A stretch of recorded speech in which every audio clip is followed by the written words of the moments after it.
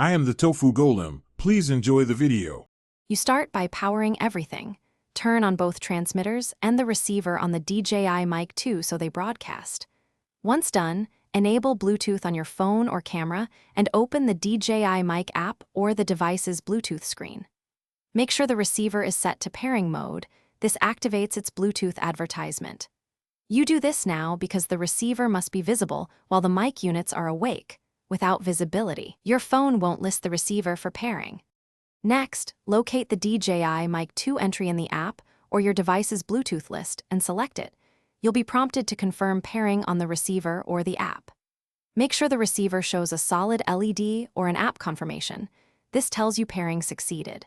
Then assign each transmitter to channel 1 and channel 2 as needed, and monitor input levels in the app. This prevents clipping and ensures the audio path between transmitter, receiver, and your recording device is correctly routed. To finish, route the receiver's output to your camera or phone and listen through headphones to confirm clear signal. Make sure levels are safe, then lock settings and secure the transmitters on Talent. If you see pairing but no audio, reboot the receiver and your phone, then repair. Check firmware versions and grant microphone permissions in the app. These steps fix most issues. If problems persist, try a different cable or port, because sometimes the physical output is the limiting factor. Thanks for watching. Consider subscribing if we helped you today.